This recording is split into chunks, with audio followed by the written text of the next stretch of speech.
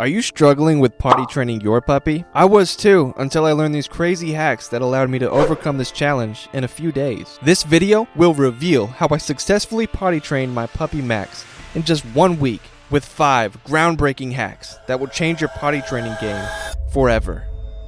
When Max, my Labrador puppy, came into my life, I faced the tough task of potty training. I knew the basic rule: no accidents meant no bad habits. But even with constant vigilance, accidents happen. I was looking for the cue to rush him outside, but I often missed the mark. The real breakthrough came when I adjusted our routine after he did his business outside. Instead of heading straight back in, I stayed out a bit longer. It turned out Max usually needed a second round to completely relieve himself. This small change made all the difference. Waiting those extra few minutes during our outdoor breaks meant fewer indoor accidents and a well-trained pup. The hack was patience, and it worked wonders for Max and me. I quickly learned that a puppy's bladder doesn't adhere to human sleep cycles. Setting a consistent nighttime routine was vital. This meant alarms at odd hours, groggy trips to the backyard, and the occasional sacrifice of a full night's sleep. For young puppies, those night outings every 2 to 3 hours are a necessity. It was tough,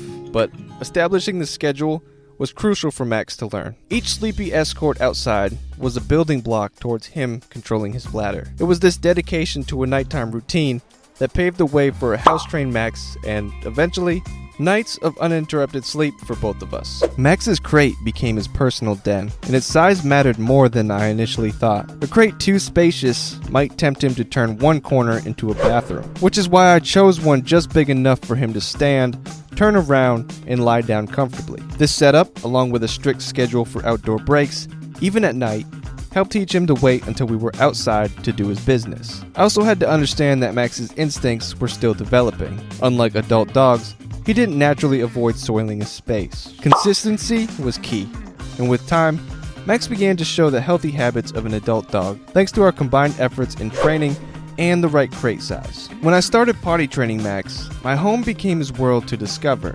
However, I quickly realized that giving him the run of the house was a recipe for hidden messes and missed potty cues. So, I introduced baby gates and sanctioned off a puppy-proof area just for him. This smaller, controlled environment did wonders. It prevented accidents in out-of-sight spots. It made it much simpler for me to notice when he was getting restless or starting his pre-potty dance. The confined space meant I could scoop him up and head him outside in moments, reinforcing the connection between the urge to go and being outdoors. This strategy of limited space not only made supervision easier, but also accelerated Max's learning process, leading to successful potty habits. With Max's exploration area defined and our nighttime routine established, I turned my focus to the art of vigilant observation and positive reinforcement. The importance of watching Max closely became apparent. Each circle, each sniff, was a potential prelude to a bathroom break. By identifying these signals early, I whisked him outside before any indoor accidents could occur. This not only prevented messes,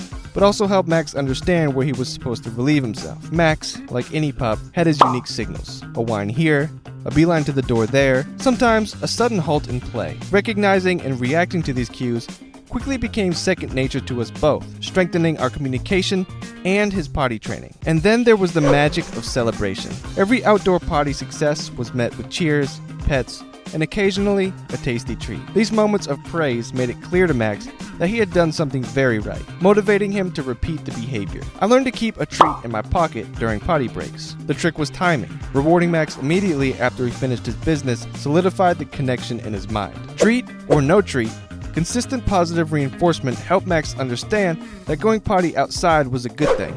And it wasn't long before this became his routine, too. Max's journey through potty training was meticulously mapped out, but as with any learning process, slip-ups occurred. These accidents, although frustrating, were as much a part of the learning as the successes. I still remember the day I found Max mid-accident on the living room rug. The hack I learned was invaluable then.